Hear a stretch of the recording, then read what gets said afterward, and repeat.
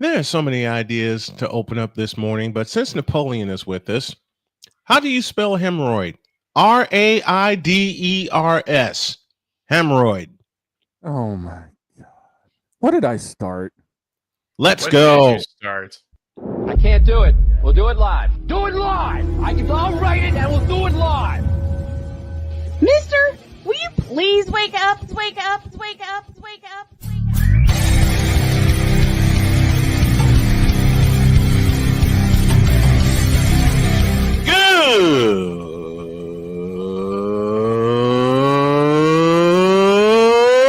Good morning.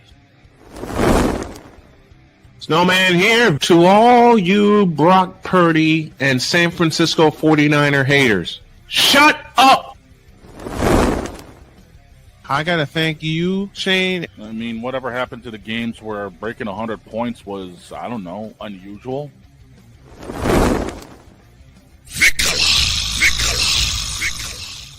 There was one word to sum up the All-Star weekend. Trays.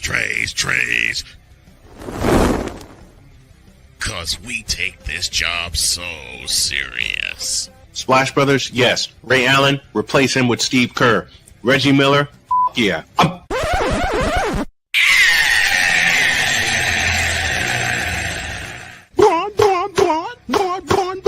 What in the all types of blue hell?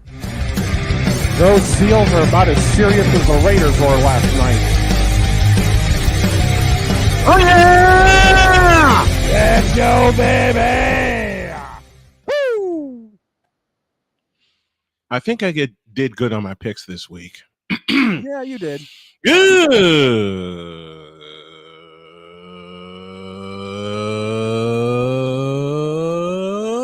morning. Welcome to the Fuego Taco Tuesday edition of Snowman Morning. Glad to have y'all with us. Glad to have you with us, Napoleon. And for the second straight week. You know, here's the thing. First off, I'm getting sick of the commissioner running over my doggone Mercedes. Okay, seriously, he is blinder than hell. But in doing so, apparently a special gold button fell out of Goliath. Really? Now, I had to pick that button up to figure out what it was doing, so I brought it back to the desk. Mm-hmm. I found some special wiring, and for some reason, when I hit it, after it spewed golden confetti, this played.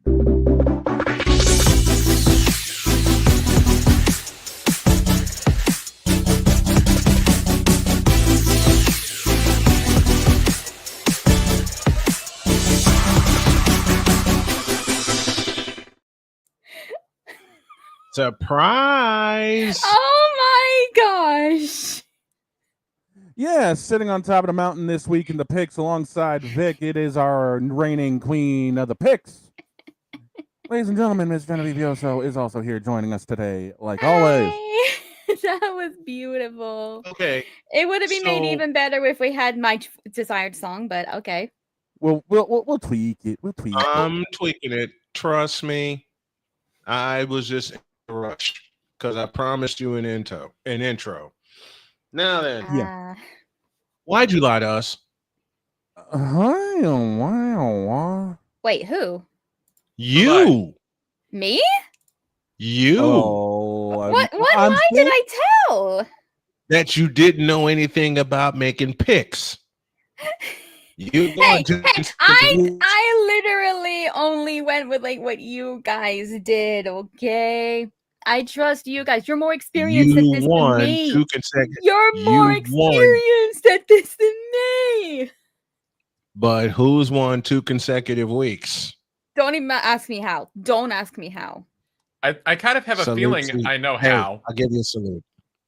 How? How do you figure, Napoleon? I think part of it was because she decided on some of them, sit on the fence, get the point both either way, and it involves breaking glass. Yeah. Oh yeah. She broke. She not only broke a lot of glass.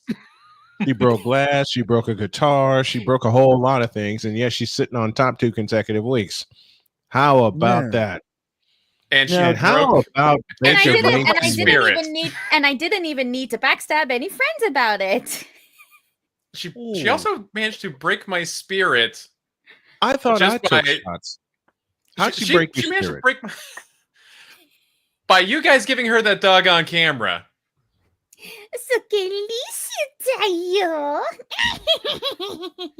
Speaking of this, before we get into what happened last night on the Monday Night Football doubleheader, in which Tampa Bay raced the field to win, and we don't know what the heck was that in the second game.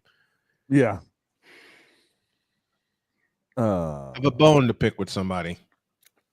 Oh boy. Do we need to push a button? Do I need to hit a button for this one? Yes. Considering I was involved. Yep. Hit it.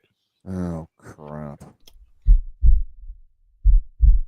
In a world where partial greatness is celebrated and total greatness is shunned, there stands to be a figure on the lips of those who love him and those who hate him.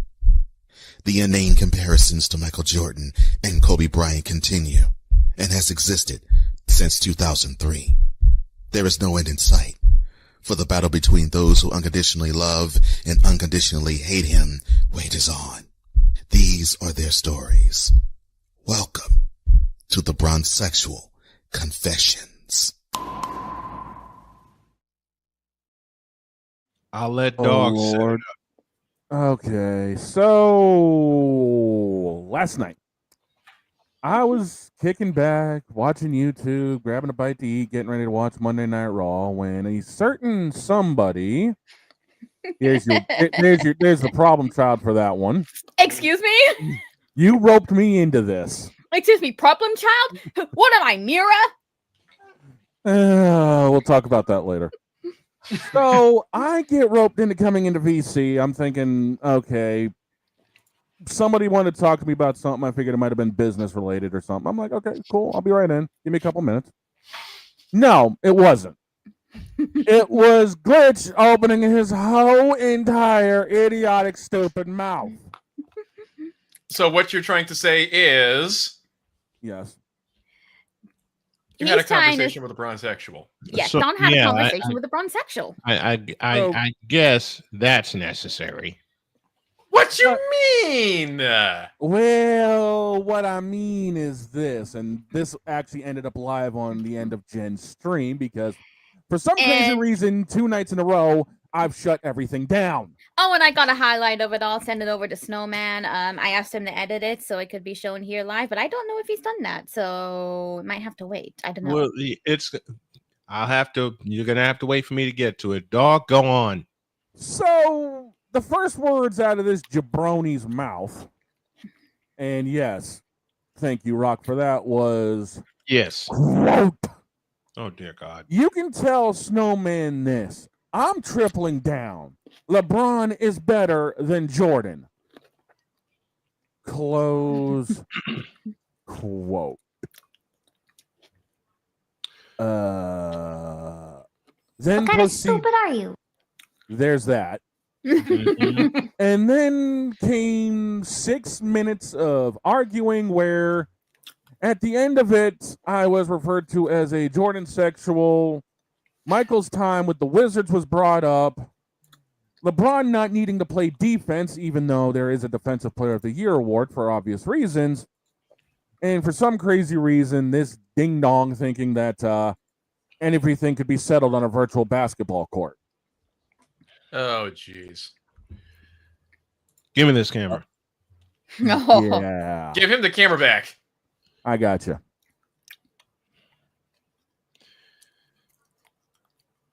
So you're tripling down, huh, Glitch? I'm surprised you know what a triple is. Dude, I almost choked on my plum seed. Good. Now you know how we feel, and I mean that kiddingly.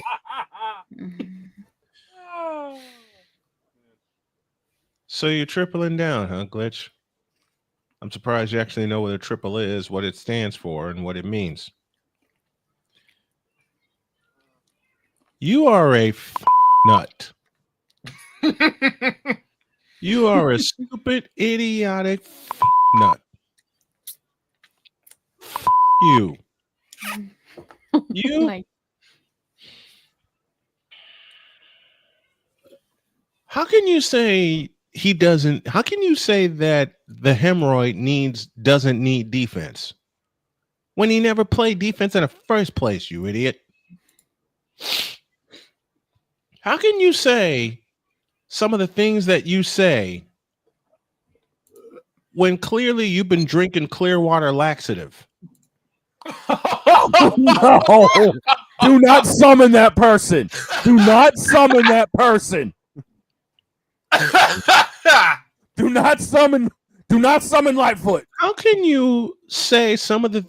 How can you claim to be rational when your lips have been chapped by Daddy Joe's rawhide belts before you even open your whole mouth? Stop! He's already dead. How can you say some of the that you say when you don't know a thing about basketball in the first place?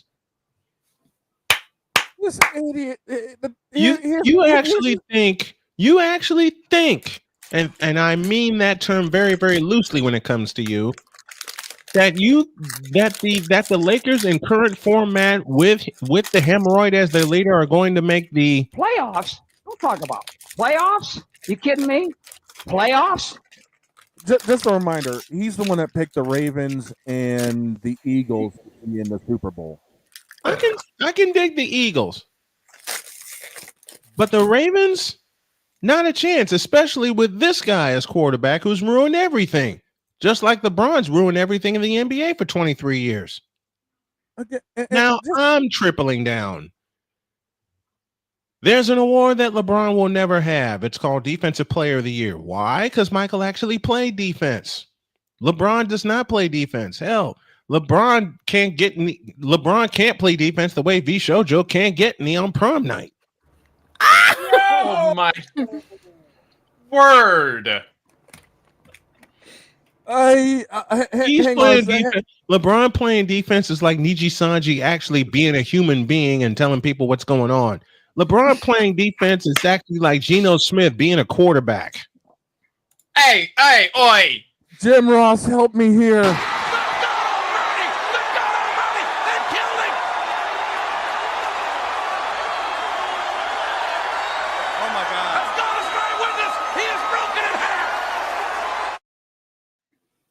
You're talking about the human hemorrhoid that has ruined the NBA and has made the NBA take a on itself for 23 years.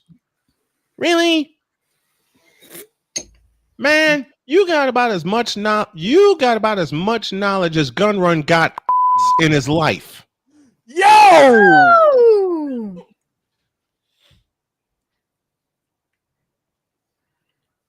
Hemorrhoid. Lebron. Hemorrhoid. That's going to be a t-shirt at some point, I feel. Already made it. What? I'm buying that. What? When were you going to tell me this? I think Don's trying to say, Are you kidding? When were you going to tell me this? I don't even know why I did a high-pitched voice to that, considering the one who spelt it was Callie. Listen, Glitch, you a we already know that. Yeah. And a Bodhi, goodbye and good luck. Yeah. Meanwhile. Don't! That's you, Glitch. A big fat on society because you love LeBron, and LeBron is the biggest asshole in the NBA today. I'm willing to bet, Glitch, that you get less than V Shoujo and Niji Sanji put together. Wow. Okay, can I step in for a bit? I'm willing to bet that. Okay. Ooh. I think Glitch is only like what, 19 or 20 years old. I'm kidding around with him on that aspect, okay? I know, but like, well, that explains a whole lot because this boy ain't seen a whole lot of basketball in his life. Clearly, this is a guy who themes his whole avatar around Five Nights at Freddy's, people. Yeah, well, I think he needs to take that. Yeah, pretty much. In that case, Glitch, I'll cut you a break. You get less than my roommate. Woof! I'll end it here. I'll end it here. Get out of my. I'll end it here. Get out of my face, you thirsty. Oh my God! Hang on. It's over. It's over. My God. In a world where logic and sense flies completely out the window, while purple and yellow glasses are donned, rises a figure who encourages ridiculous, undying loyalty. Good Lord, I'm about to throw up. This has been yet another installment of the Bronsexual Confessions. Okay, two things. One, when were you going to tell me you made my joke into a t-shirt? It's not even our thing originally. We took the spelling bee idea from HoloLive. Right, but the fact is, you're turning my joke into a t-shirt. When are we going to tell me this? Now. Smartass. And second off, just remember, this kid challenged me to play 2K26 to settle the debate. Which tells you a lot you need to know about that. Yes. Some of the stuff holy cow. And I didn't realize he was only 19. I'd have cut back on some of the jokes I made. But then again, this is me. And I'm not holding back. I'm not holding back. I know. Yeah, I think he's only like 19 or 20. I think didn't he just turn 21 because he was talking about drinking at one point? Yeah. That explains a lot. To a break. When we come back, the Monday night doubleheader, which cost Napoleon a key point. And an apology. Oh, yeah. Get that script ready. Get that background ready, boy. You're not ready for this. I already made the apology. I did it in pre-show, but Napoleon is actually going to spend 6 minutes doing it when we get back. Snowman in the morning. 6 minutes. 6 minutes. Oh God! Wait! Hold on a minute. I forgot something. What'd you forget? I forgot to queue up something. Now I can say it. Snowman in the morning. Back in the deuce.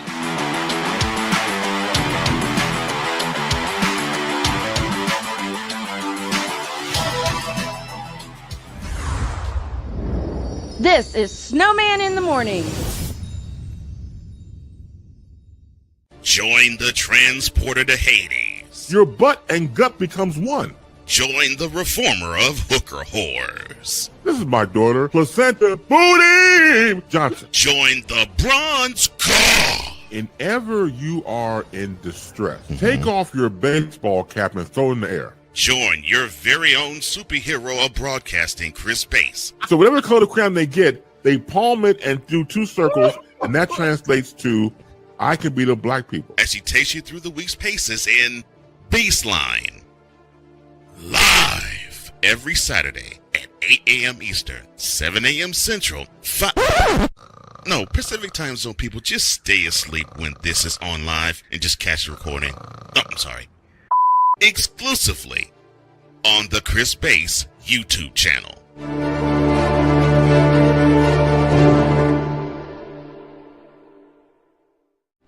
Are you ready to upgrade your coffee game?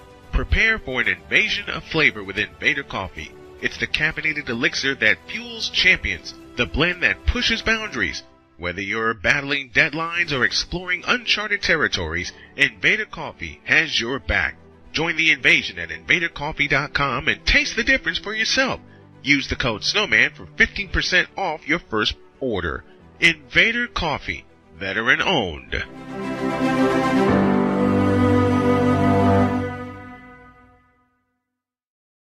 Sports bettors, listen up. Your favorite sportsbook, BetUS.com, is back and in our 30th year of action. With live in-game betting, incredible odds with daily odds boosters, props, and parlays, fast payouts, and exceptional one-to-one customer service, we got it all. And when you sign up today and use the code SNOWMAN, you will get a 125% deposit match on your deposit. Log on to betus.com or call 800-792-3887. That's 800-79-BET-US. BetUS.com, where the game begins.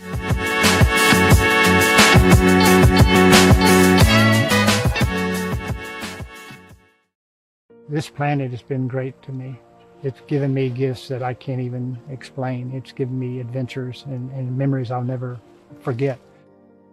And Battleborn, I think, has given me the opportunity to go beyond and give something back. How can I be a better custodian to this planet and the place I live? That's where I am with Battleborn. Let's make the planet a better place.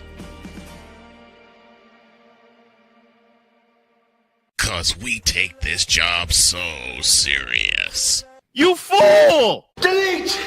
Delete! Delete! Delete! Delete! Delete! What in the all types of blue hell? This is Snowman in the Morning.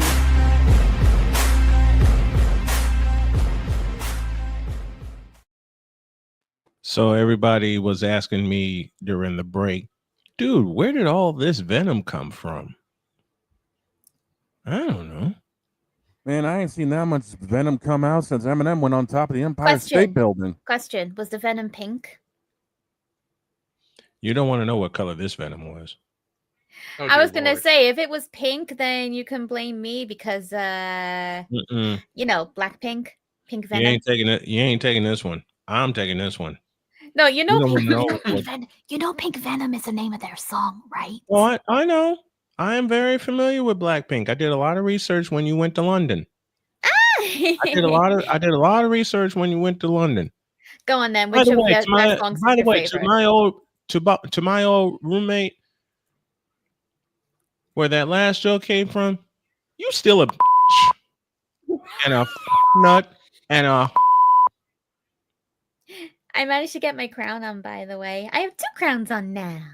There you go. There you go. How cute. Now, Here's one of the games that gave her the crown. Tampa Bay 20, Houston 19 on a minute 45 drive down the field in which Rashad White scored the game winner with 6 seconds left. Yep. Tampa Bay Ball was goes Benton, Houston. Well, you think about it. You had Nick Chubb the prior drive go 25 for a score, the longest rushing that Houston had See, going. Mm-hmm. It helps because in that game, I chose to go on the fence. I knew Yep. no matter who won, I was getting the point. Yeah, here's the thing. If Houston ended up winning, you would have been solo at the top of the chart. Yeah. And Here's the thing. I'm still at the top spot, even if I am sharing it. But even then, I'm glad that this time I am at least sharing it with someone. So I'm not up there as the solo winner 2 weeks in a row. Now, what do you think's going to happen this week, folks? Yeah, watch what happens this week. Exactly. Baker The picks that are sure to go wrong. You know what? If I make a hat trick as queen of the picks, since next week I will be part of my 222-hour stream. Where's my hat? Ooh, If you record a hat trick, we're throwing the hats to center ice. There. Baker Mayfield, 25 of 38, 215 yards. Bucky Irving went quackers, in the immortal words of my friend Victor Locke. 17 carries, 71 yards. Mike Evans caught 5 for 56. Meanwhile, for Houston, C.J. Stroud, 13 of 24, 207 plus a touch. Nick Chubb went 12 carries, 43 yards, including 25 for a touchdown. And Nico Collins, 3 receptions, 52 yards plus a touchdown. Does this help Tampa Bay more or hurt Houston more? I think it hurts Houston more, to be honest with you, because Tampa has been favored to win the NFC South. Yeah, we all picked Tampa to win the NFC South. Yeah, and this hurts Houston. A lot of pundits pick Houston to win the AFC South, and they're down 2 games already. Yeah, right now, looking at By the way, yes. didn't Glitch pick the Texans in my Discord server? Yes, he did. I remember him saying about it in the chat. Now that both of the teams he bet on have lost, he lost $200 to his mom, no less. Oops. Now looking at this, give me this. Skill Hey, issue. Glitch, if you want to come on and pick with us, you are invited to do so. Not like he's going to do any better. Just don't run away like a coward when we call you Bronsexual. Or when we bring out the bow bow. Oh yeah, and if you even think of running away and leaving when we bring out the bow bow, you are not going to hear the end of it. He hears the end of it anyway. It's like even a week later on stream. Hey, you guys remember the time that Glitch was a chicken and left the studio just because we did a bow bow together? Oh Lord! Neither team turned the ball over. Tampa Bay 360 yards of offense. Houston 266. 25 first downs for Tampa Bay to 12 for Houston. Tampa Bay 7 penalties, 45 yards. Houston 6 for 45. Here's the key stat, and I know Don loves highlighting this. Houston Squiggle! Squiggle! Squiggle, we love you for that joke. Bring that one on screen. To be fair, losing 200 is just karma for being a LeBron fan anyway, so he basically had it coming. Yo, we genius, Squiggle. We've had our comment of the day. Thank you, Squiggle, for that. Here's the key stat that one of two that Don loves talking about. Houston 2 of 9 on third down. Tampa 6 for 14. Yep. When you get more chances on third down to keep your drive going, you're going to knock the door down and get the win. And the other key stat, they were 2 for 3 in the red zone, whereas Houston was 0 for 2. Ouch! Here's another key possession. Houston had the ball 22 minutes, 51 seconds. Tampa Bay 37 minutes and 9 seconds. 37 minutes they had the football. Hey, Don, Snowman. Hmm? It looks like Kenneth in the chat doesn't have any faith in me this week. We'll deal with that Thursday and Friday. I'm not worried about it. But looking at Kenneth, come up here and pick with us this week then. Looking at the rankings right now and looking at the standings, Tampa's 2-0, Atlanta's 1-1, and then you got New Orleans and Carolina at 0-2. In the AFC South, it's Indy 2-0, Jacksonville 1-1, then Houston and Tennessee at 0-2. This hurts Houston. Wait, who's 2-0? This is where I get to show off for my wife. That would be the Indianapolis Colts. The Indianapolis Colts. Doggone it. So and they had to walk off on Sunday. Holy cow. Yeah, but this hurts Houston more than it helps Tampa because Tampa in the NFC South is the strong team. Let's be honest about it. New Orleans and Carolina will be lucky if they see a winning season, and Atlanta might make the playoffs depending on what else happens. Atlanta, New Orleans, and Carolina will be lucky if they see a win. Well, Atlanta's already got a win, but the Carolina and New Orleans will be lucky to see a win. Atlanta could be a playoff team. And I stress the words could be. It depends on what they do with Penix. Right. Depends on how they develop Penix. Houston now is officially screwed. Yeah, they were already 2 games back. Yeah. I mean, they are already 2 games behind. And that their schedule isn't that much easier in the next few weeks. No, it's not. Well, granted, they have Jacksonville and Tennessee, but after that, but we're talking about after they got Jacksonville, they got Tennessee, then they go to Baltimore. Yep, they go to Baltimore. They have an off week. They go to Seattle. Then they see us. They on host October 26th, and San Francisco should have everybody healthy by that time. Yep, and then they have Denver coming in to start November. Ugh. Yeah, Houston's got a problem. Not only that, they get the doubleheader with their host Jacksonville, then they go to Tennessee, and then after that on November 20th, Buffalo. They get the Buffalo Bills. And then after that, They're They on the came road. to us.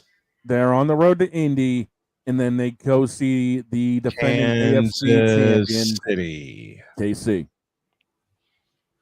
I think KC hasn't been doing too hot.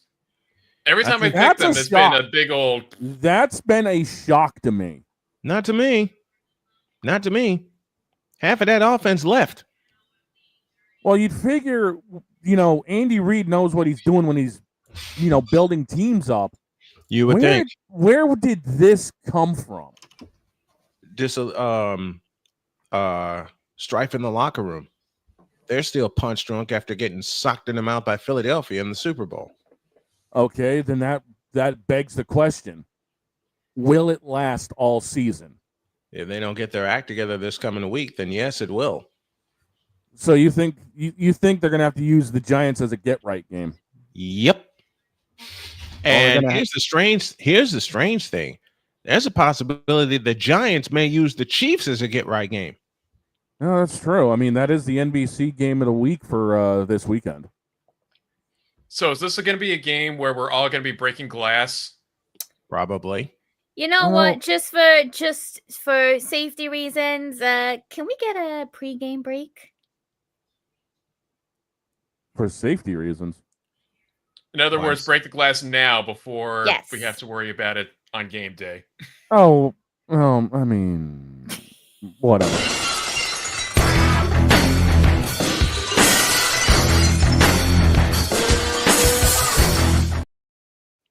Fuck off! That's sausage music. He's talking. He's talking. He's about to whoop somebody. Shut up, Jim. Here's the problem I see with Kansas City. Try me. Not only is Mahomes their leading passer, he's also their leading rusher. Big problem. So that means they don't have a real running game outside of, Mahomes. quarterback sneak. Correct. Well, not just quarterback sneak, but the fact of Mahomes getting out of the pocket, just having to save his life. Correctamundo. Because let's be real. Which tells me big problem. Because let's be real, that front seven has been bashed up. Oh, yeah. They've been sliced to pieces. And it's not any easier, really, for KC coming up because, yes, you got the Giants as a get-right game, possibly, but then they host Baltimore. Then they have so Mahomes has to deal with Lamar? Yes. Yep.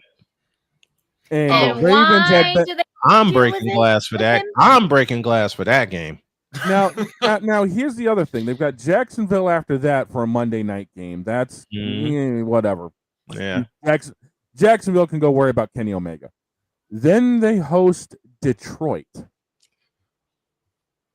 Oh, Lord. That could go one of two ways, especially after the last couple of weeks with Detroit. Then they've got Vegas. 50 points and then 60 points?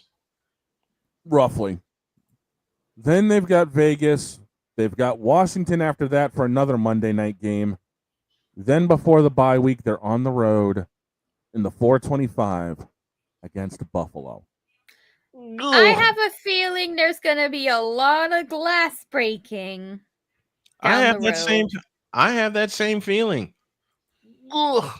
Yeah, there's going to be a lot of glass breaking. There's going to be a lot of fence sitting.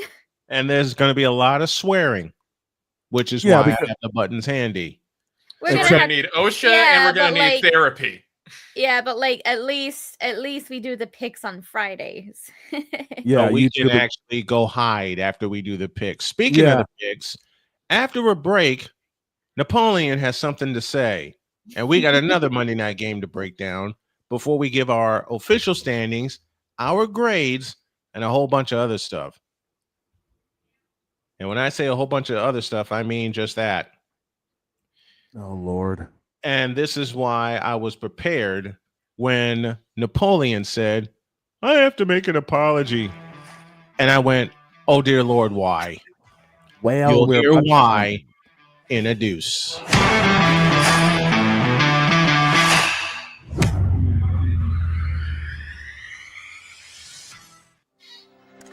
This is Snowman in the Morning. Hey everyone, I'm joined by my old friend, Mr. Ellis Williams, AKA Mr. Biggs. You called me and you told me, you said, man, I got Car Shield and it worked. What made you get it? I have this old SUV and I know the manufacturer warranty is about to run out. I didn't want to get stuck with expensive car repairs. Right.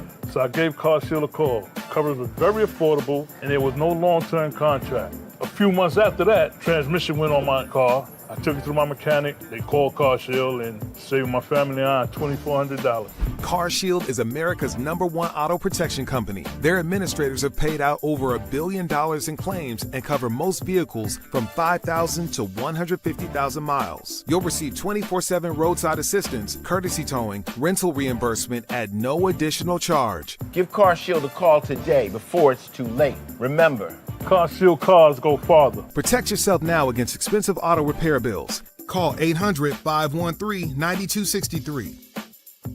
Whether it's news, the largest egg producer finds bird flu in chickens at a Texas plant, weather, devastating tornadoes rip through the heart of the United States, inspiration, a breast cancer survivor completed the journey of chemotherapy and now begins a future one of matrimony or sports. Michael Jordan is shown on a photo with Diddy. LeBron James has a video extolling the virtues of a Diddy party. This has been yet another beating a dead horse presentation. We got you covered. BS3 Network, in association with Comey Media Incorporated, proudly present The Morning Shift with Cole Johnson. Live every weekday at 8 a.m. Eastern, 7 a.m. Central.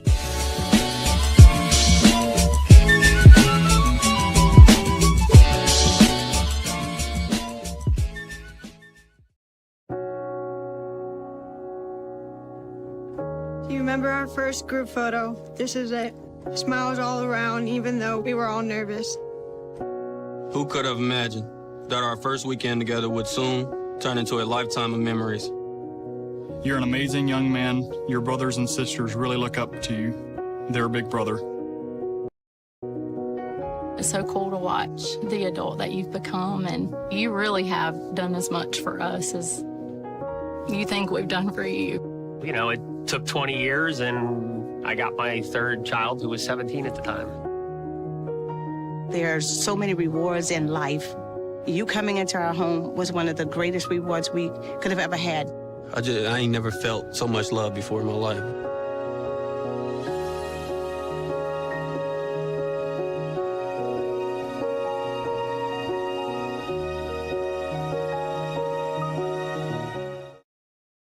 Mister? How do you operate this Twitter thing or this Instagram thing or whatever the heck? You're supposed to know all this stuff. Anyway, welcome back to the show.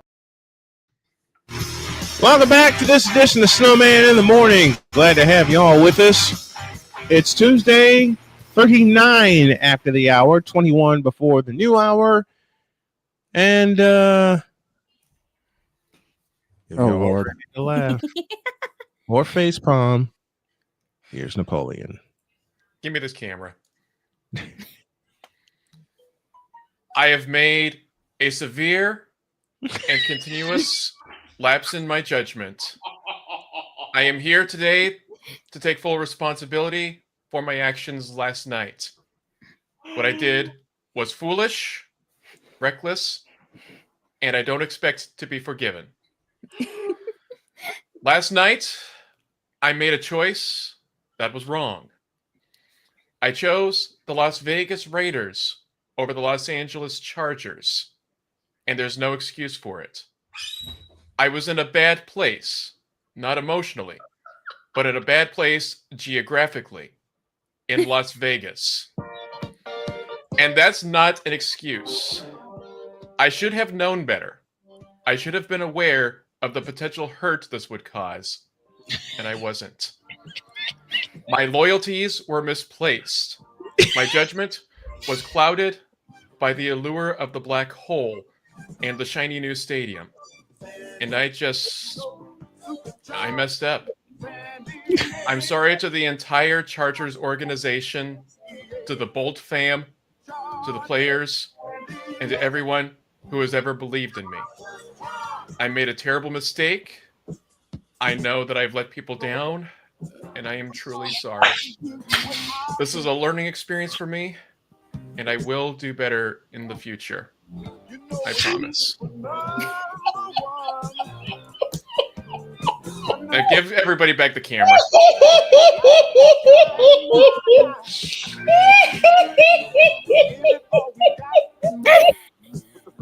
Did I just shut the show down? I think you did. I think I shut the show down, and we've only been on the air for 41 minutes.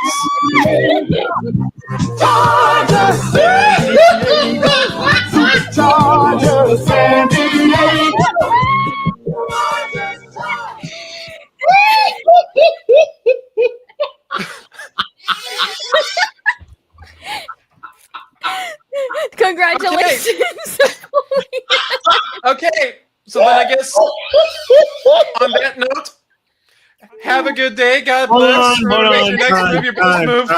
on, time. Napoleon just did a takedown of the show, it seems like. Lord, yes, he did. Squiggle, I deserve that pun.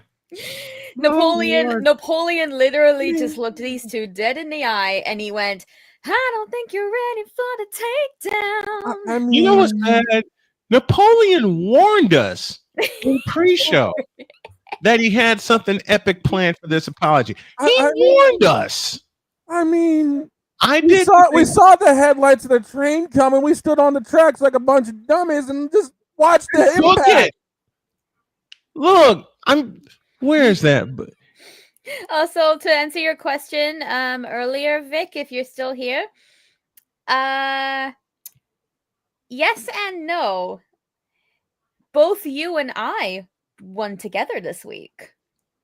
Man, yeah, overall in the combined weekly standings, Vic. Where's that train? Where's that doggone train? Did I move it? No, I didn't. This happened.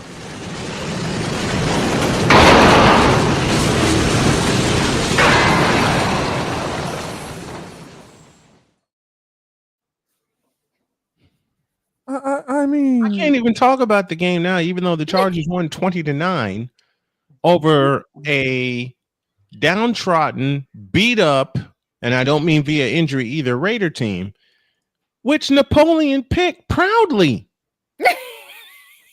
And then, in case you guys haven't seen Napoleon's picks, they are on the YouTube page, and they'll be on the Snowman Multimedia website this week because I'm catching everything up.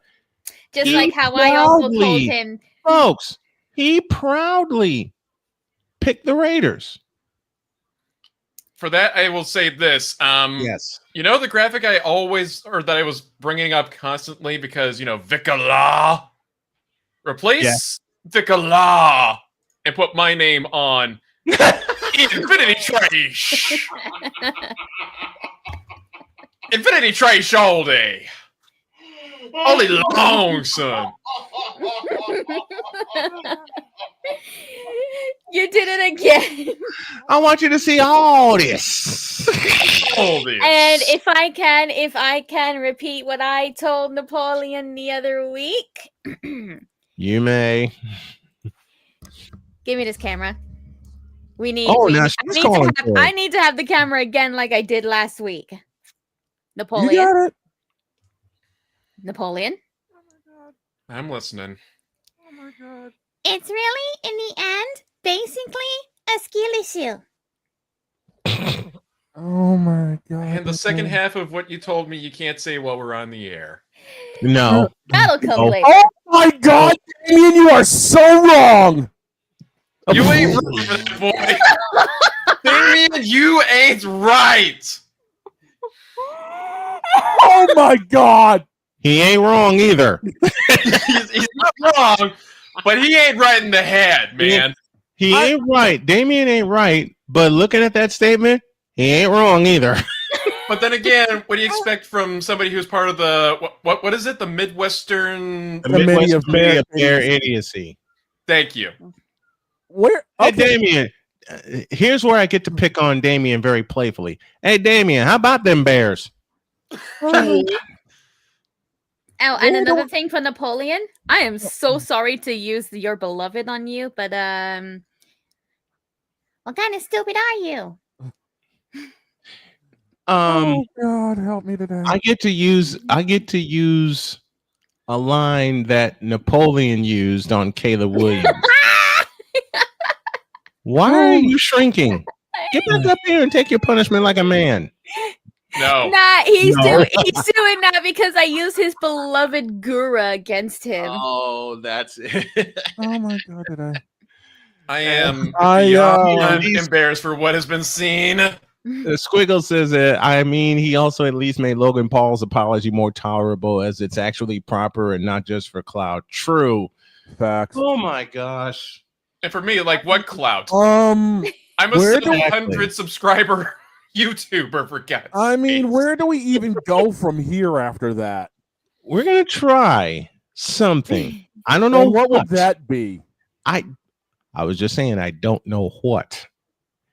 But to take a look at the game, if we can, the Raiders got outgained basically 2-1. Yeah, pretty much. I mean, I'm looking at the yardage right now. I'm looking at everything right now, stat wise. And that was in Vegas. Yeah, Chargers had 317 yards. Raiders 218. Raiders gave up 3 turnovers compared to Chargers only having 1. They both had 15 first downs. The Raiders were 9 of 18 on third. But here's your kicker: 0 for 3 in the red zone. Wait a minute. Now Damien's back at it, and he's being playful. He says, "Damn, Napoleon, I just gave you a compliment. You're gonna shove the bears in my face." Now that's cool. I thought it was Snowman that did that, not Napoleon. Yeah, Snowman was the one that was shoved me. the bears in your face. Damien, that was not Napoleon. That was me. That was me. I mean, it's easy to shove the bears in somebody's face when they get. Oh, jeez. I mean, it's easy to shove the bears in somebody's face when they're softer than Yogi right about now. Mm-hmm. Oh, to look at, guess who led the league in rushing this week? Try me. Take a guess. Take a guess. I have no idea. Last name Taylor. Oh, Jonathan got himself the week lead, huh? 165 against Denver in that walk-off. Go figure. Mm-hmm. Ashton Genty led last night's game with 43 yards. Justin Herbert threw for 242.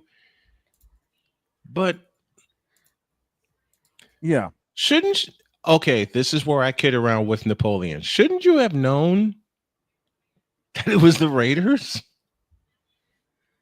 Look, remember, the week before, I picked against the Raiders, and they surprised. True. Very true. Very true. So, part of why you picked the Raiders this week.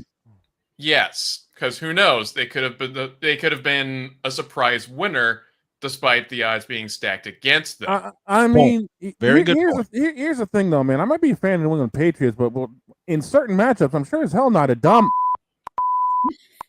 And that too. And I will actually pick against them. You know what does Don always say? I'm a homer, but I'm not stupid. There's a t-shirt. Thanks for the idea. You're welcome. So that's 2 shirts now. Mm-hmm. But I am definitely buying that LeBron one. I will let you know when it's released. Matter of fact, it'll be released Friday, and I'll put the link in the chat. You're serious about this? Hey, you know what as well? We could actually play the clip on the air on Friday when you reveal it. Done. Yeah! Oh my Especially since Friday is unfiltered. Oh, and that's the thing. Friday is unedited. Friday is unfiltered, so we can play not only the hemorrhoid clip, but also that one between Dawn and Glitch. Oh Lord! Yeah, the amount of Glitch don't want to mess with me. I'll say that out loud. Glitch don't want to mess with me. Johnson led San Diego with 3 receptions for 71 yards. Myers for the Raiders. How do you only get 68 yards on 6 receptions? Let's think Deets math here. That would be because Deets is our main football expert. So let's think Deet's numbers here. How do you only get 68 yards on 6 receptions? Because one of the longest ones he had was 25. Oh, that bumps the average up a little bit. Yeah, I mean, now let me ask this question, Deet style. Okay. How do you throw the ball 43 times and get 180 yards? It's Geno Smith. He used everything up against New England. That really got him. You have to say that when I had a sneeze. I'm just saying. Oh, wait a minute. And Victor had a better response. Ask DJ Moore. Oops. Again, Chicago decided to be stupid and risk, mortgage, double down, throw away. The rest. Throw away, yeet it away, and flush it all down the toilet. For DJ Moore. And then, by the way, I have something up for QB mild sauce. Caleb Williams. By the way, Mac Jones has more passing yards in one game than Caleb Williams has in 2 games. Oops. Ouch. Ouch. I may be a little bit off in that statement, but I'll say it again. Mac Jones has more passing yards in 1 game than Caleb Williams has in 2 games. Well, let's just take a little gander here and see if we can combine everything for okay, Williams had Mr. Caleb Williams. Caleb had, well, that may not factually be true because Caleb had 207 at Detroit, but the thing is, Mac had 272 in New Orleans. Yeah. So that is factually not true, but it feels that way. Swift and Rome are the 2 saving graces for the Bears. DJ Swift ain't, because they're not using him. And yeah, I heard the news this morning, Kenneth. Folks, we got to pay some homage here. Robert Redford passed away at the age of 89. A moment of silence.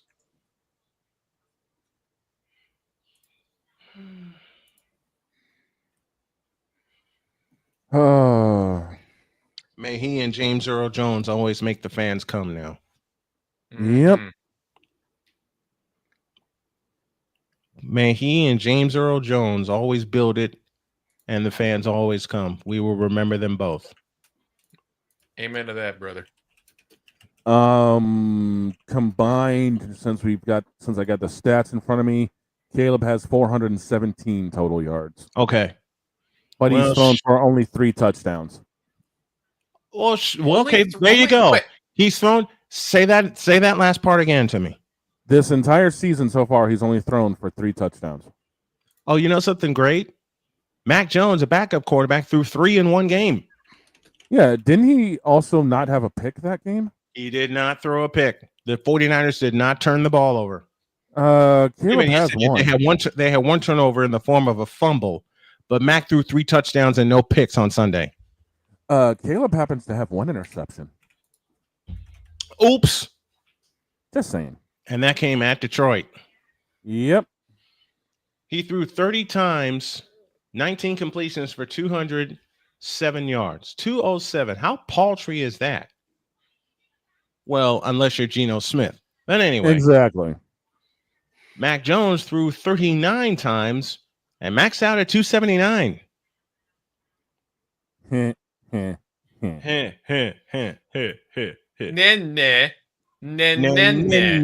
Exactly. Now shut up, Caleb Williams fans. Take a break. I have to step away for a moment, but when y'all get back, I have a little more of something to say about one Caleb Williams. Oh boy. Because he has proven that you just ain't it. And Damian, you're not going to like me for about 7 minutes. Heading into halftime. Whoa. Snowman in the morning. Back in the deuce.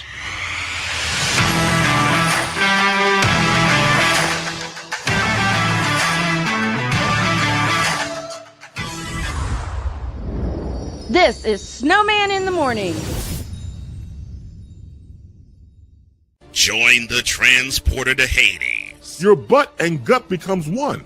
Join the reformer of hooker whores. This is my daughter, Placenta Booty Johnson. Join the Bronze Claw. Whenever you are in distress, take off your baseball cap and throw it in the air. Join your very own superhero of broadcasting, Chris Bass. So whatever color crayon they get, they palm it and do two circles, and that translates to I can be the black people. As she takes you through the week's paces in Baseline.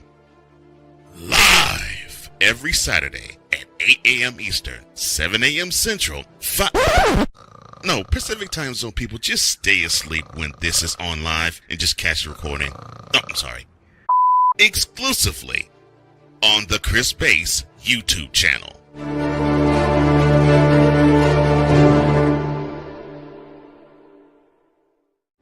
Are you ready to upgrade your coffee game? Prepare for an invasion of flavor with Invader Coffee. It's the caffeinated elixir that fuels champions, the blend that pushes boundaries. Whether you're battling deadlines or exploring uncharted territories, Invader Coffee has your back. Join the invasion at invadercoffee.com and taste the difference for yourself. Use the code SNOWMAN for 15% off your first order. Invader Coffee, veteran owned.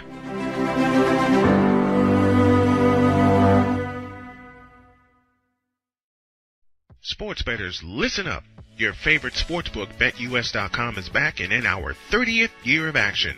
With live in-game betting, incredible odds with daily odds boosters, props and parlays, fast payouts, and exceptional one-to-one customer service, we got it all. And when you sign up today and use the code SNOWMAN, you will get a 125% deposit match on your deposit.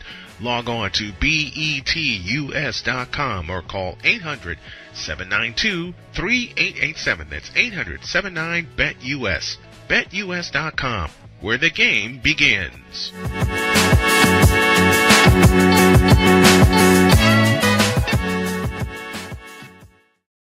This planet has been great to me.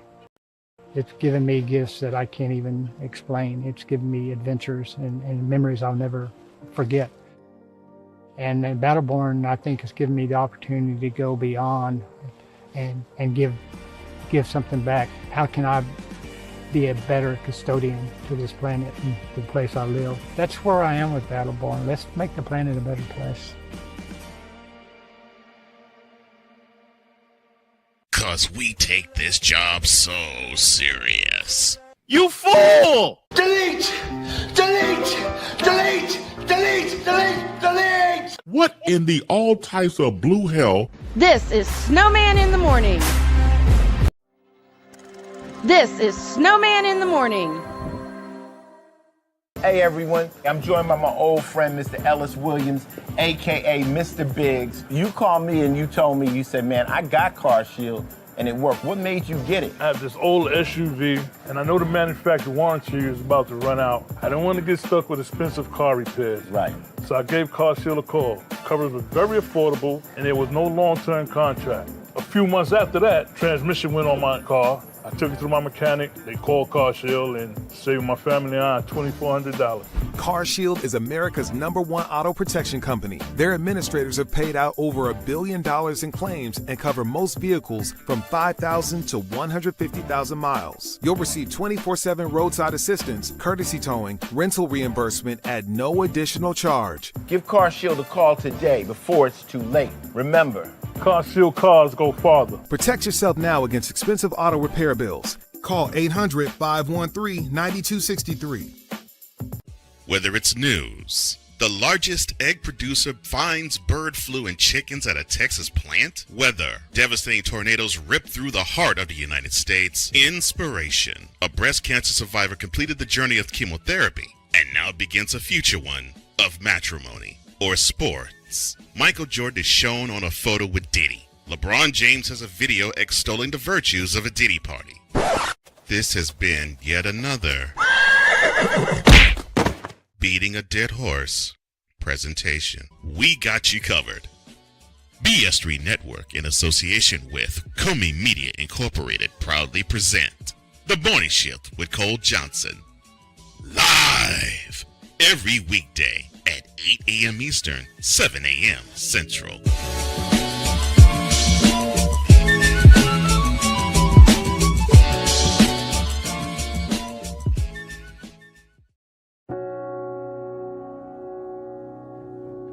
Do you remember our first group photo? This is it. Smiles all around, even though we were all nervous. Who could have imagined that our first weekend together would soon turn into a lifetime of memories? You're an amazing young man. Your brothers and sisters really look up to you. They're a big brother. It's so cool to watch the adult that you've become, and you really have done as much for us as you think we've done for you. You know, it took 20 years, and I got my third child who was 17 at the time. There are so many rewards in life. You coming into our home was one of the greatest rewards we could have ever had. I ain't never felt so much love before in my life.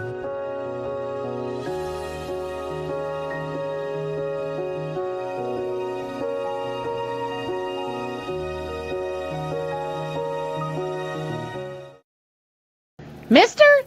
How do you operate this Twitter thing or this Instagram thing or whatever the heck? You're supposed to know all this stuff. Anyway, welcome back to the show. Woo! That takes care of halftime. Yes, it does. And there's something else we got to take care of too after the top of the hour. And I'm proud to say this: we owe y'all an ID. This is WBWSDB Chicago. This is WJKS Indianapolis, Chicago, and the world. This is WSMMDB Indianapolis. It's the Worldwide Sports Radio Network.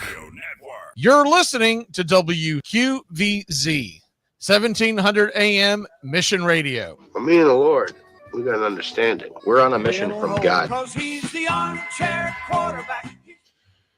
Well, there's something else we need to do.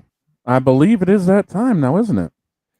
But before we do, yes, there's something else.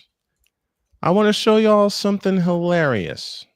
And what would that be? Well, besides LeBron flopping around besides LeBron being a hemorrhoid. Yeah. I've had some people ask me recently where the whole Dear Bronsexuals came from. Okay. And it was a hilarious 35 it was a hilarious 35-second clip 2 years ago. And I made a promise that I'd show where it all started. So with that thought in mind, here it is. Where logic and sense flies completely. Hold up. Dear Bronsexuals, you. Dear Facebook for allowing Bronsexuals on. You.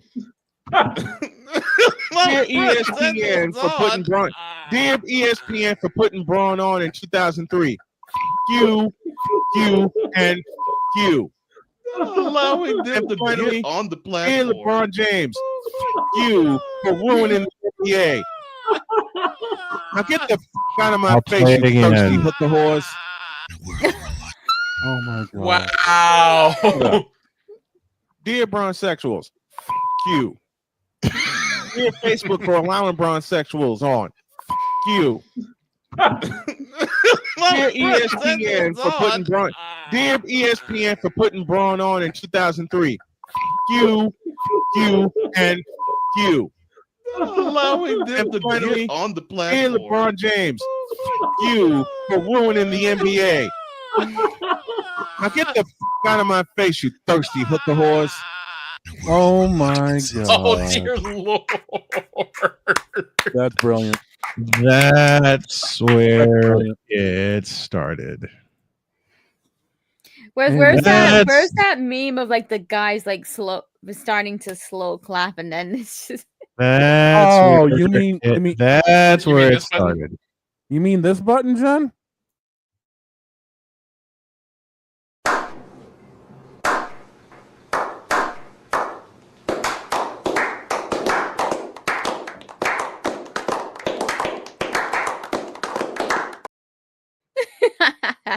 That, but faster. That's also where the false start came from. That's where the false start started. That started 2 years ago.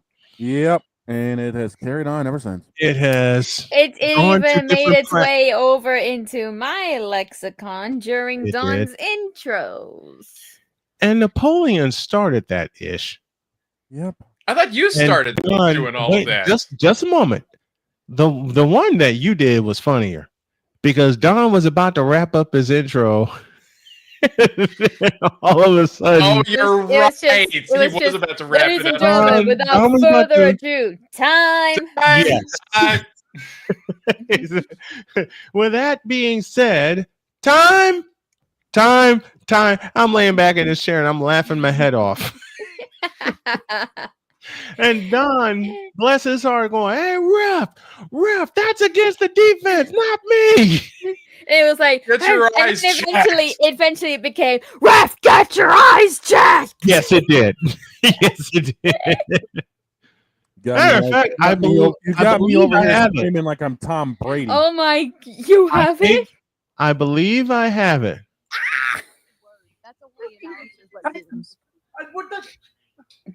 Look, my name. Was that with Alistair? That was Alistair. That was Alistair. The start of one of your long streams. Not even I will make that joke, even though it's too easy. Oh, God help me! It's Thursday then. Muppets. That joke was the joke I had in mind was easier than Tuukka Rask's glove in Game 6. Get the fuck out of my studio, Okate. Oh, we forgot to censor that. Yeah, you forgot to censor that. I did. To our radio to the radio partners. We apologize to all of our radio partners. There it is. Go on now. Thank God. Can I finally do this? Yes. Thank you. With all of that being said, time. False start. Offense. 5-yard penalty. First down. Get your eyes checked. It was on the defense, not me. Like I said, I'm over here sounding like Tom Brady. Before or after the football got deflated? Both. Or should I say before or after Tuukka Rask had a hole in his glove on a 95-mile-an-hour slap shot from Dave Bickle. Or Dave Bolin, rather. I think I killed him. No, that happened this morning. I killed him. That happened earlier this morning. Yeah. All right. There's a pretty redhead waiting for us. And she's going to break down the WNBA playoffs. Don't talk about playoffs. You kidding me? Even that has made its way into Discord. Don't ask me how. Here's Allie.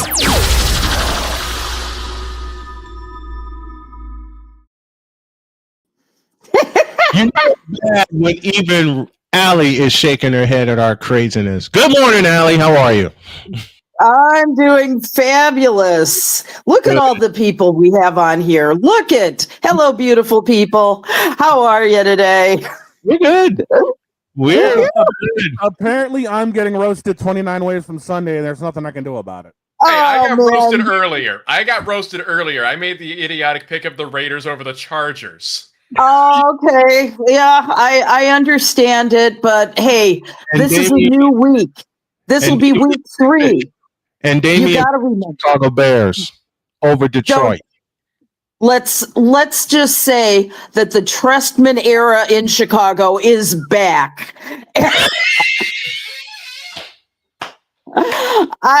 I haven't seen scores like that, like what happened in Detroit on Sunday. Since then, the words that came out of my mouth were, my child, even at 20, should not have heard them. So it was. That means it'd be perfect for Friday when we make our picks. Oh yeah.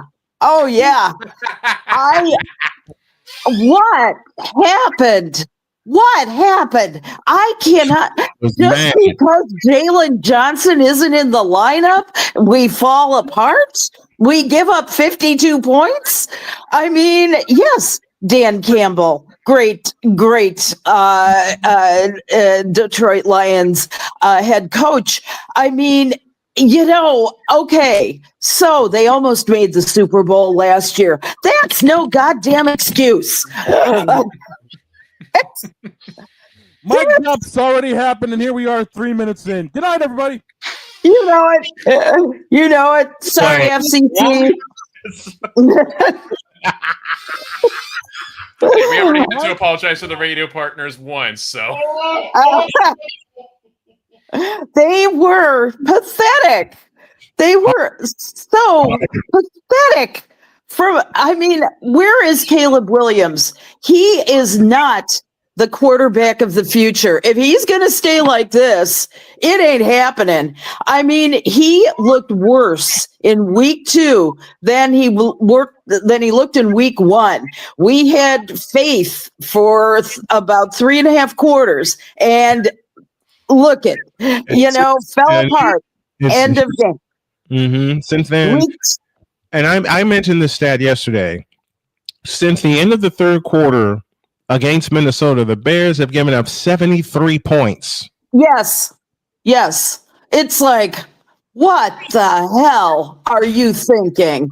What are you thinking? Where is all of that team unity and all that offense that Ben Johnson promised? I mean, I think it's scary for him as well.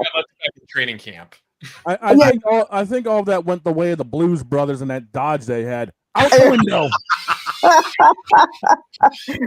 We need to put on a benefit concert for them. Let's. Speaking of the Blues Brothers, I am reminded of a line from the Blues Brothers that applies to Ben Johnson and his staff. We're on a mission from God.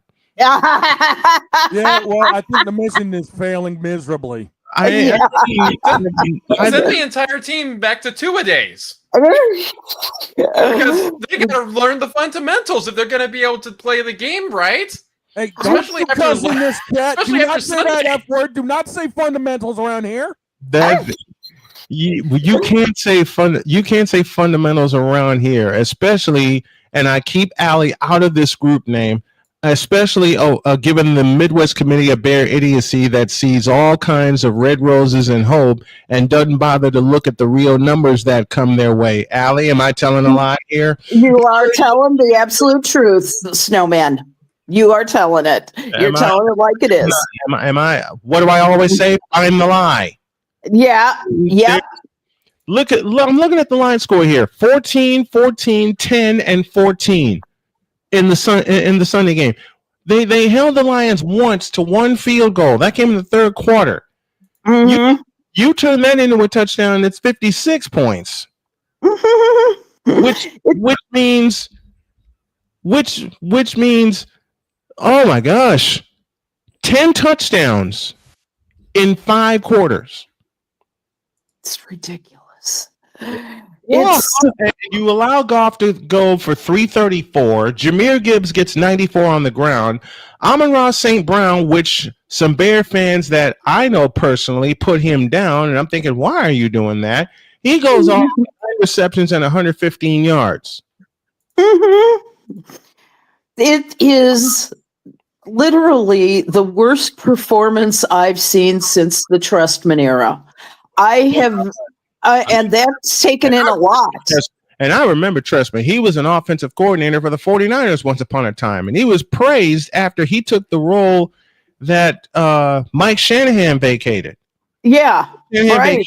Mark Trestman became the OC for 3 years. Niners league in scoring and in offensive yardage. They were top 3 in offensive yardage. Then Trestman went to Canada and then came back to the Bears, and we all know what happened there. Everything fell apart. Worst 2 years of our lives. And this felt very much like that. Greg and I were watching the game together, and he was we're both getting over serious chest colds right now, and he lost his voice. And It was that bad, and I don't see how they're coming back from this.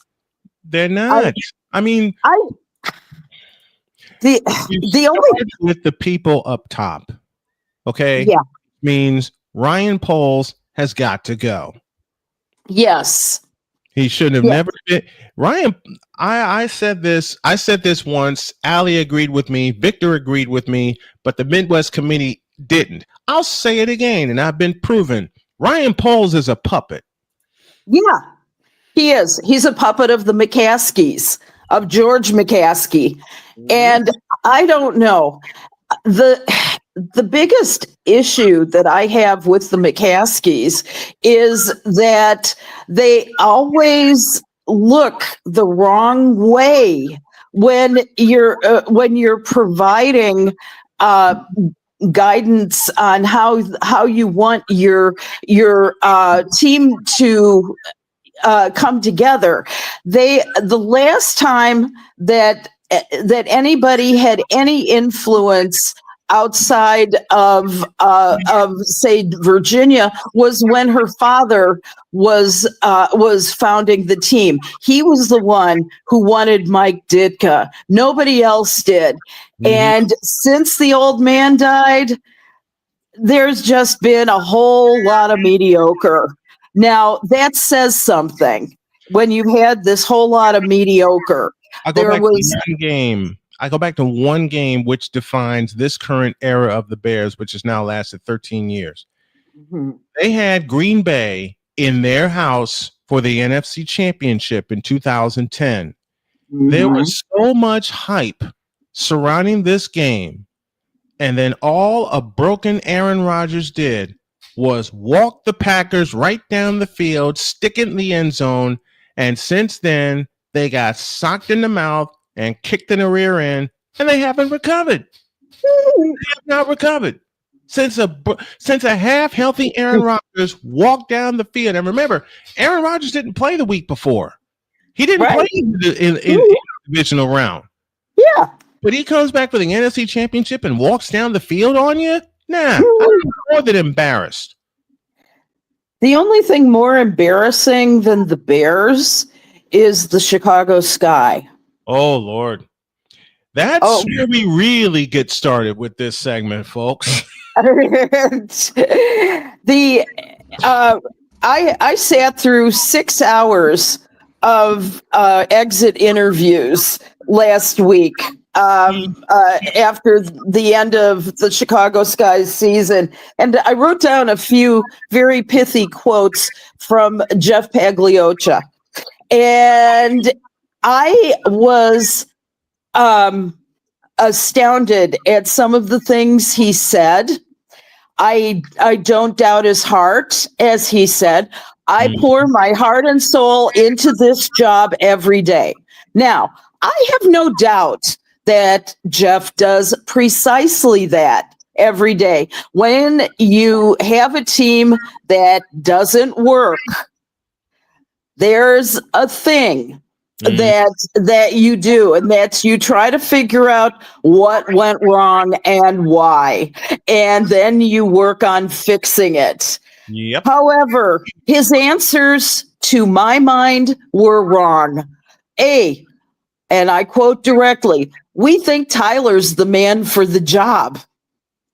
That's okay. That's his first mistake. I'm sorry, what? This idiot still believes in Tyler? What? That's what he said at his exit press conference. We think Tyler's the man for the job. Victor, we need you here to hear this.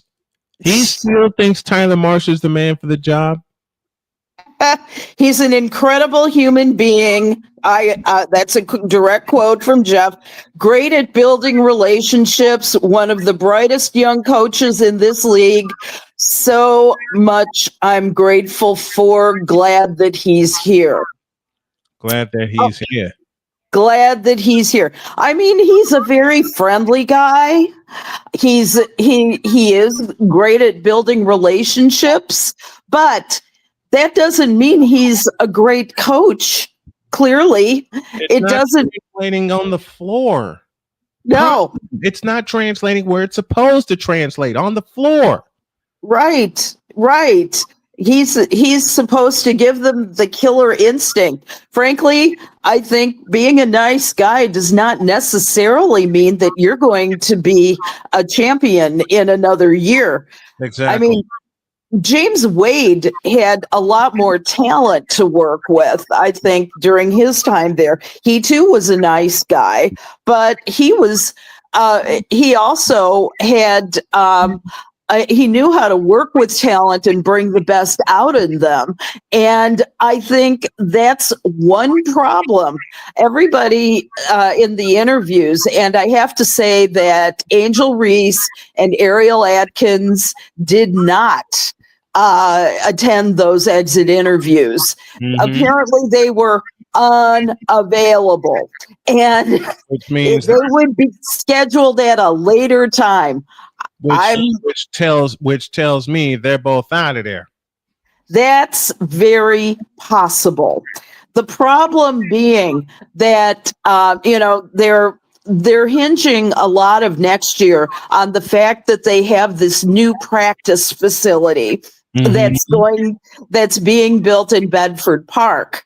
And the thing is that was one of the things that Angel Reese had talked about in terms of her willingness to come back here and do anything for the team.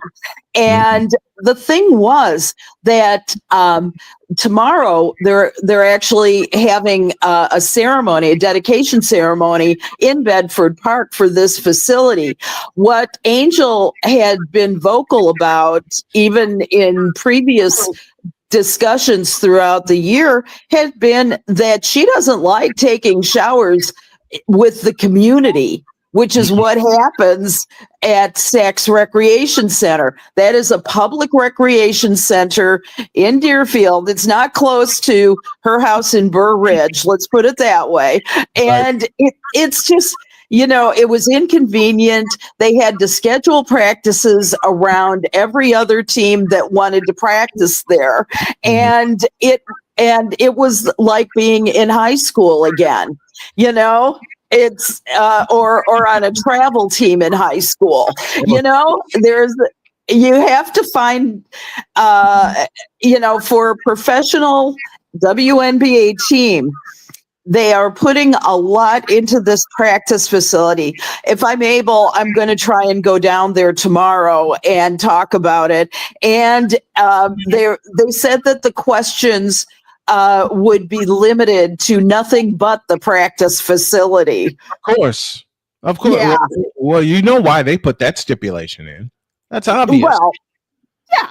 They're not going to talk about, Angel Reese or, whether Tyler Marsha's coming back or not. They're just not going to do that. And yeah. And so it'll be interesting. He said that Jeff said at the interview, he was asked about new ownership, how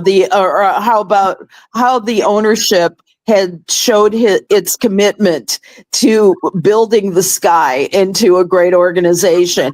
And he said, well, you see all the new resources like the new practice facility, and he thinks that he sees it in the way they care about the day-to-day things. And they leave him, they don't get really involved in the minutia. Right. And he believes that the investment in better players will be there moving forward. He said that they do have an absolute need to improve the roster. Yeah. And so I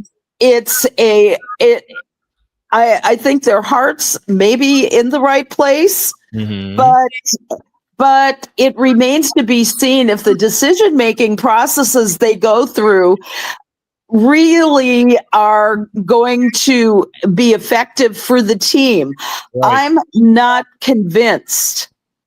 And I would be happy to see that if they make this practice facility investment, that or try and get a seasoned coach who knows how to take someone to the promised land, which is the playoffs, there and to a WNBA championship.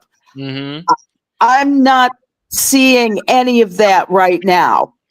I'm not seeing it either.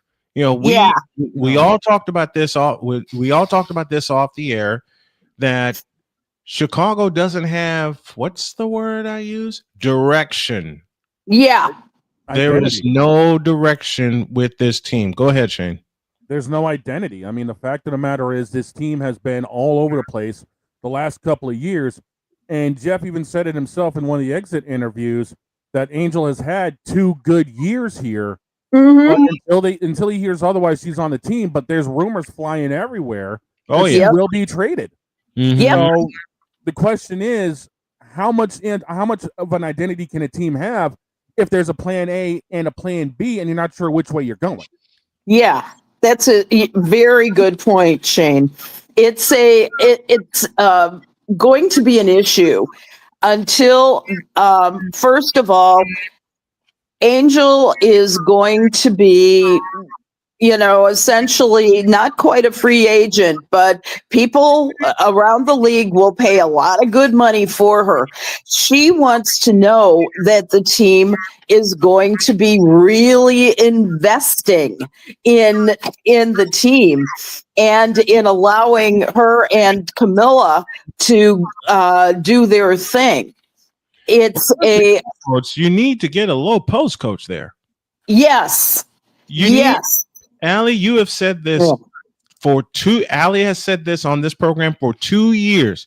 If you want Angel and Carmilla to succeed, you better bring somebody in that knows the low post. Yes. Period. Yeah. Because they're playing too far out of position. They're playing too far away from where they need to be.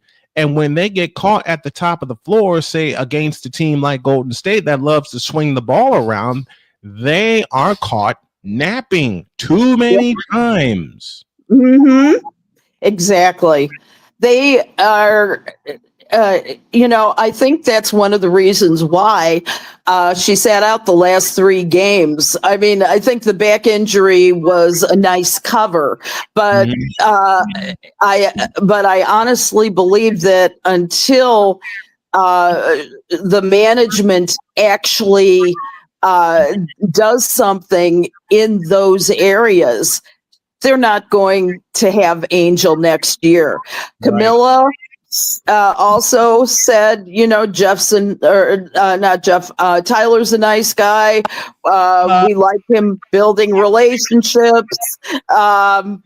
But, she too is kind of sick of the situation.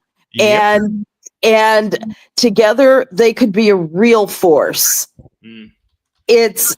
But they need the right leadership, as we're all saying here. They need to have someone who knows how to direct and guide them and give them an actual mission. Did you say mission? Did you say mission? She said mission. I said mission. We bring Allie aboard, and the first thing she does is that she too yells out a cuss word like mission, like we yell out with fundamentals. But you gotta love it. Let's take a quick break to honor our stations here. When we come back, more with Allison Moran. This is Snowman in the Morning. We're back in the Deuce.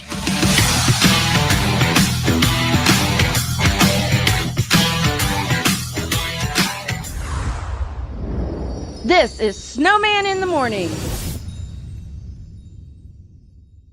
Join the transporter to Hades. Your butt and gut becomes one. Join the reformer of hooker whores. This is my daughter, Placenta Booty Johnson. Join the Bronze Car. Whenever you are in distress, take off your baseball cap and throw it in the air. Join your very own superhero of broadcasting, Chris Bass. So whatever color crayon they get, they palm it and do 2 circles, and that translates to, I can beat up black people. As he takes you through the week's paces in Baseline.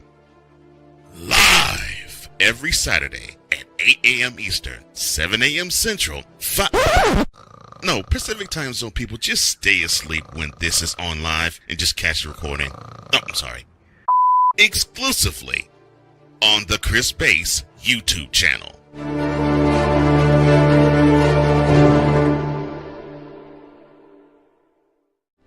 Are you ready to upgrade your coffee game?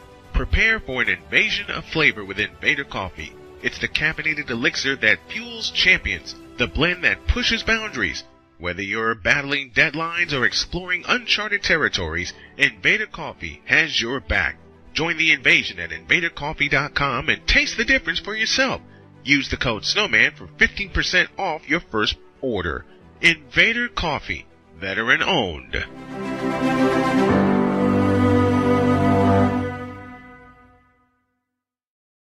Sports bettors, listen up. Your favorite sportsbook, BetUS.com, is back and in our 30th year of action.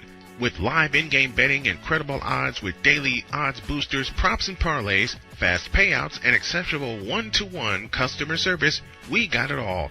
And when you sign up today and use the code SNOWMAN, you will get a 125% deposit match on your deposit. Log on to betus.com or call 800-792-3887. That's 800-79-BET-US. BetUS.com, where the game begins.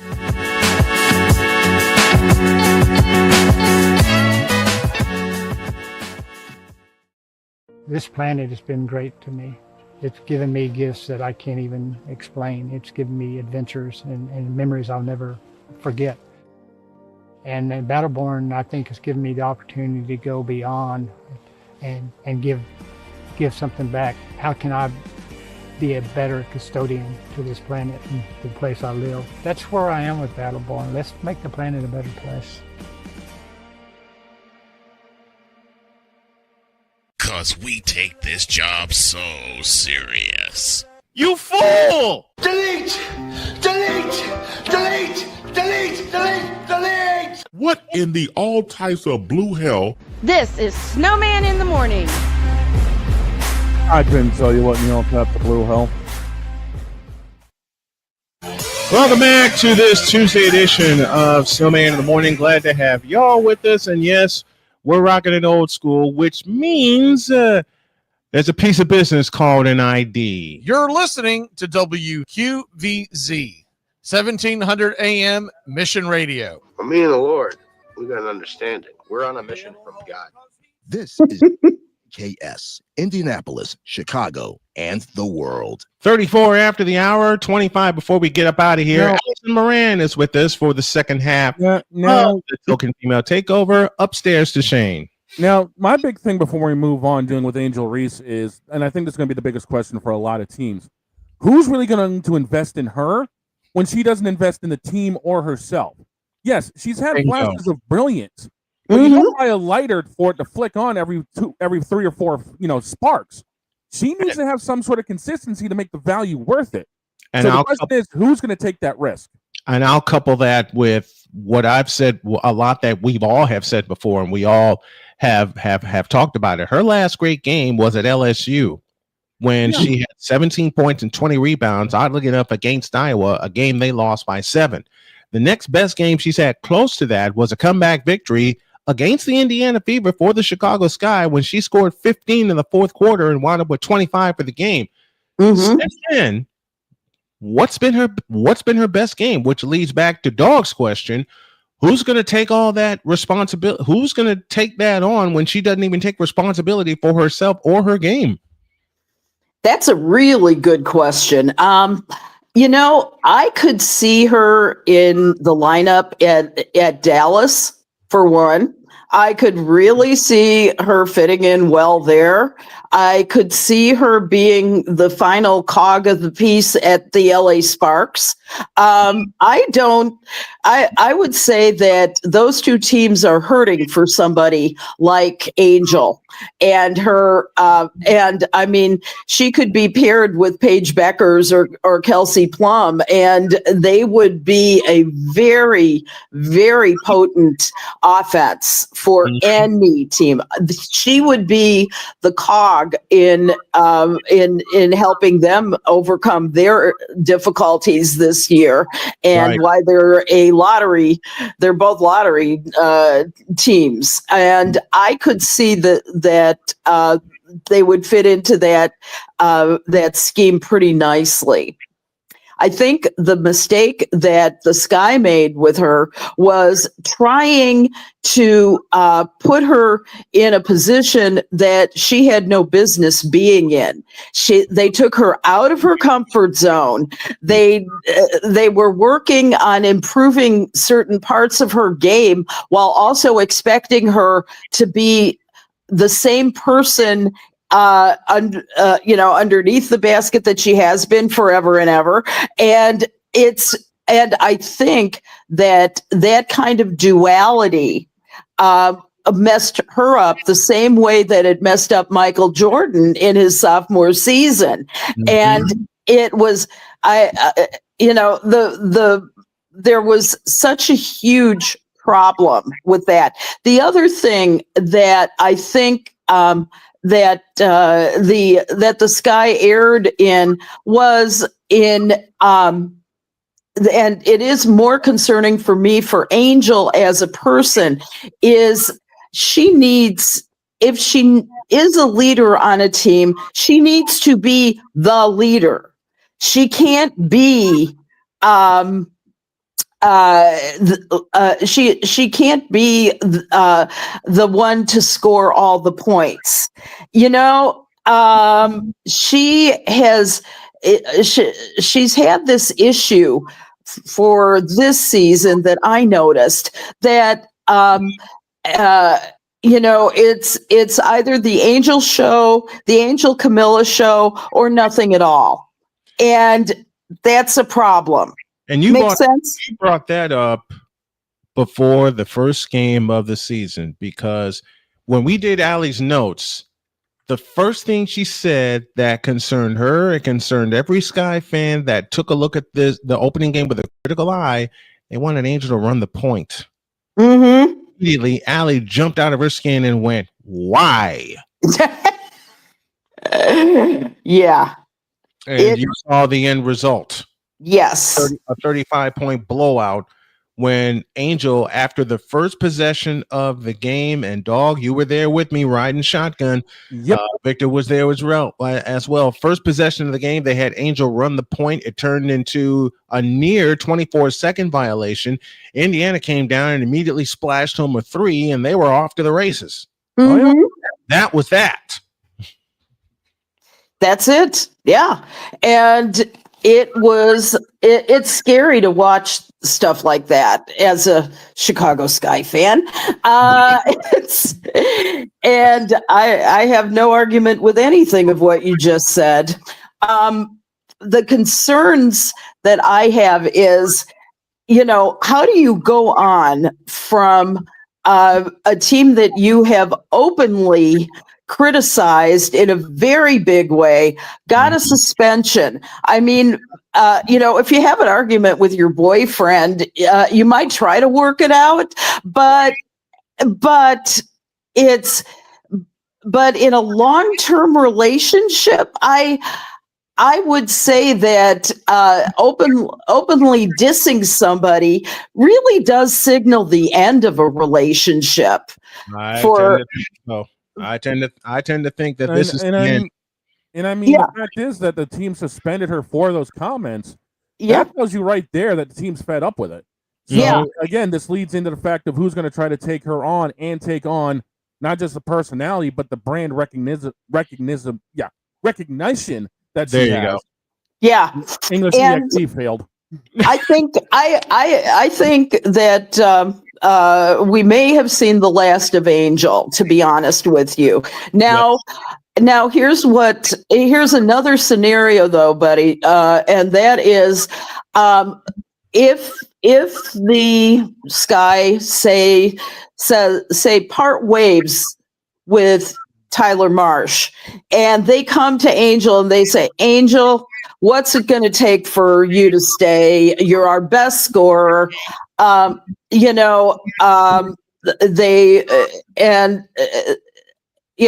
it going to take? Is it going to take, you being the leader of the team? We want to build around you. We want you to know that you're valued to us. That would feed the ego of one Angel Reese, and I think that would be helpful to her. I think that the Sky is not going to have so many draft picks in next year's WNBA draft that they can afford to lose Angel. Right. Napoleon talked about this offline with us. What is Angel going to choose to feed? Is she going to choose to feed her team, or is she going to choose to feed her ego? Yeah. And either is possible. She needs good guidance. She needs to listen to her gut. As it turned out with the Bulls, Michael Jordan and Phil Jackson worked out a deal where he fed the ball to more people, therefore signaling a better and more strengthened team and a better championship mentality. Now that does John Paxson. Exactly. Bring an outside shooter next year. Yeah, that would solve so many issues. Not only would it solve so many issues, to take a lot of pressure off of her back, it would give them a few more points. Because we're scoring teams in the league, especially when they played better teams. When they played teams above them, they couldn't put the ball in the basket. Now they got lucky beating Minnesota twice. They got beaten Los Angeles, but on a consistent basis, they could not put the ball in the bucket. Yeah. That's exactly right. And wasn't one of those when Fee was out? Yep. Yeah. Yep. Okay. And it happened to be one of those, flash in the pan, great moments for the Chicago Sky. But that said, who's number one? Who's seeded number one in the playoffs? That would be the Minnesota Lynx. Yes. And the Lynx wasted no time with Golden State hanging 101 points on them. Game 2 tonight. What have you seen so far in the playoffs? What's the story that you have? Well, first of all, the Lynx demonstrated why they are the number one seed against the Golden State. Now, Golden State has had a wondrous season. You haven't seen any team who has come so prepared and so wonderful. And, all hail to Natalie Nikhazy for what she's done over the last year. Coach of the year, and there's no doubt in my mind she's the coach of the year. She is, yes, I hands down.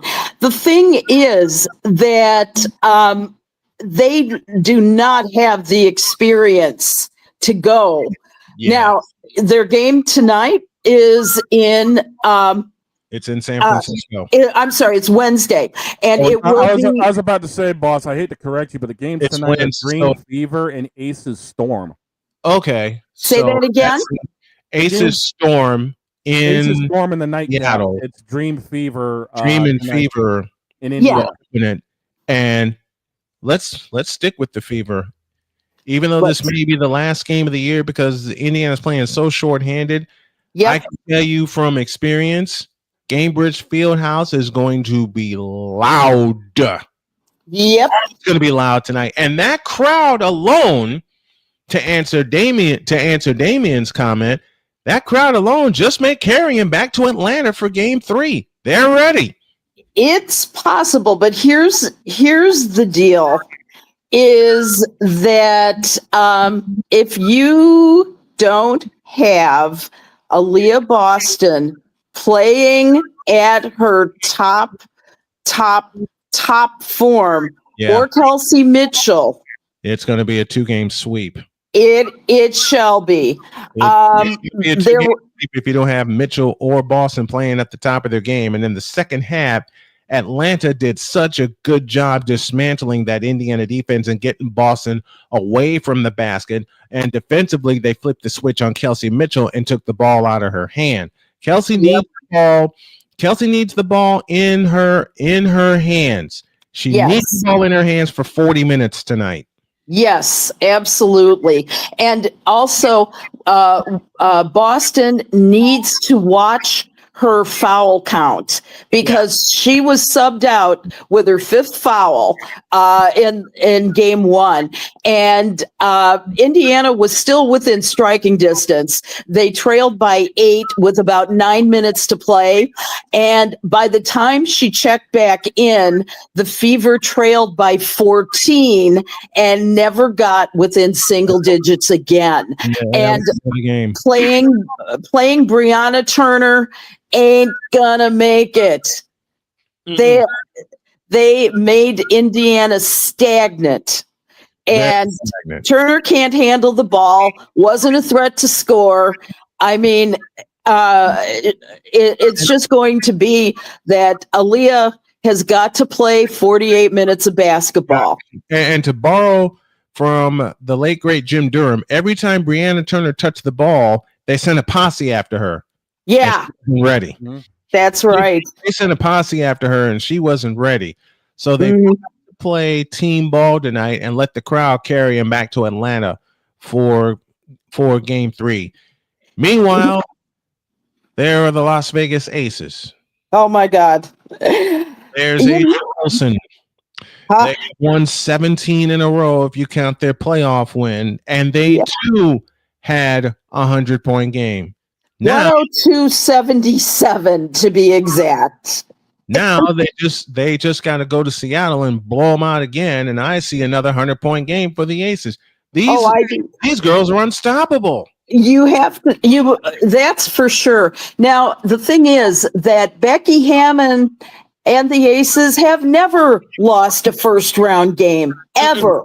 Nope. Okay, they have the primary experience necessary. They also have Asia Wilson in top form and the defensive player of the year, at least, if not the MVP. We've got some competition in Alyssa Thomas and a few others. And so I'm expecting that this is going to be a blowout. Think of this. They have won they've won 6 consecutive postseason games against the Storm, and dating to a 3-1 series win in the 2022 semifinals. So we're talking about a 3-year history where they've been unstoppable. If you look at Becky Hammond, my God, those eyes are wild. Every second she wants to prove that last year was an anomaly. She wants to prove that she is the coach of all time. I do not see Seattle, God bless them for their revitalization and their turnaround this season. God bless them. Happy to see them in the playoffs. Happy to know sayonara until next year.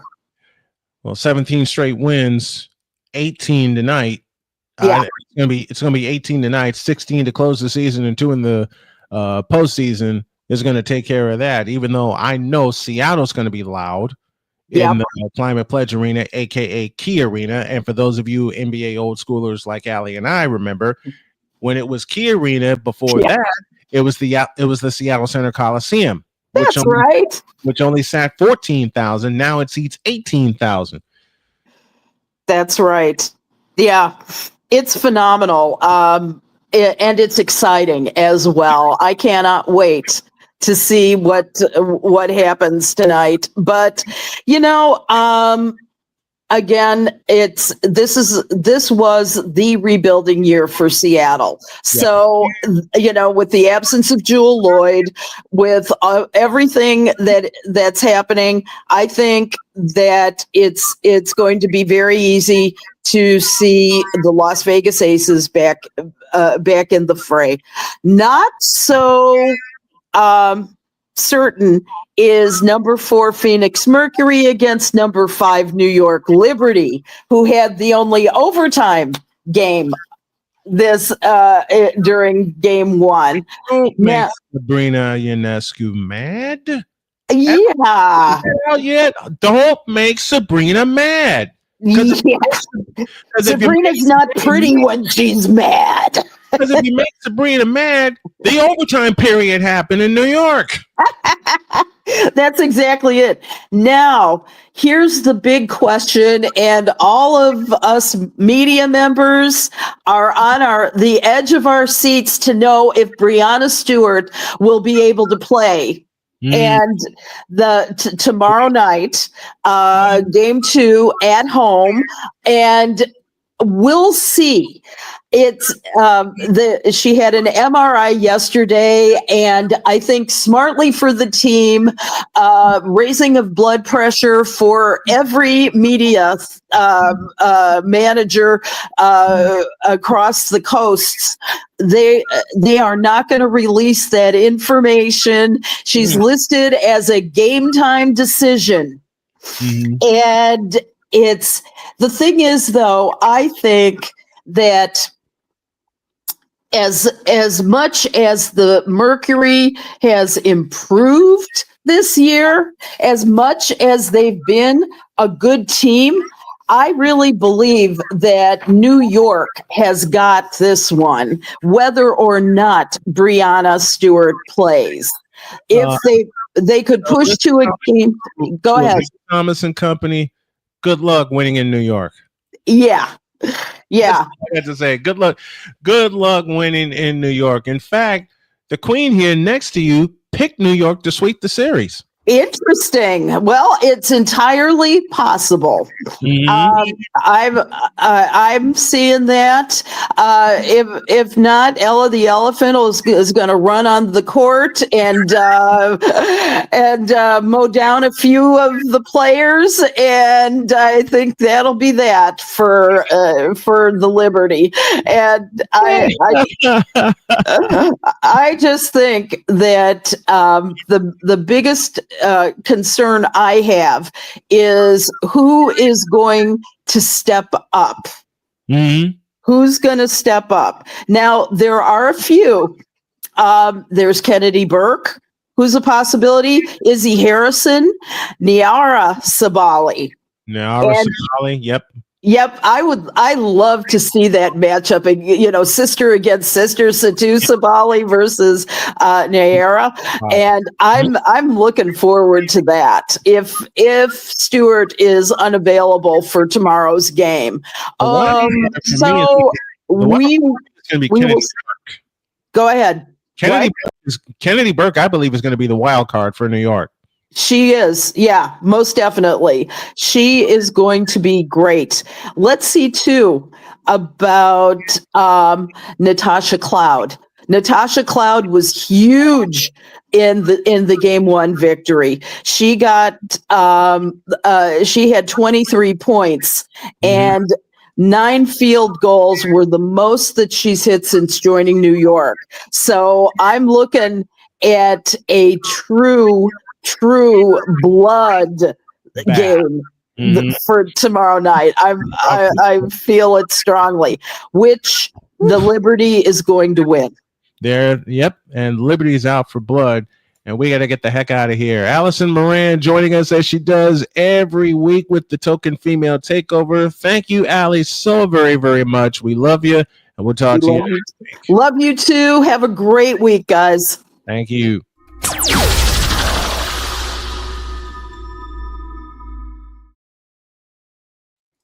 Before we get the heck out of here, let me do two things. One, I know there's a note we didn't get to with Allie. We were running out of time. And let me answer this with Damien. People got to always criticize Angel like she's not doing her best. I'll stop you there. She is, but she isn't. I'll let y'all think about that. Have a great day. God bless. Remember to make your next move your best move. And always remember, if your dreams don't scare you, they are simply not big enough. Dream big, do bigger. We are, and we hope y'all are too. And thank you, Napoleon, for that apology. That will become a short later. We're out of here. Boy. See you tomorrow.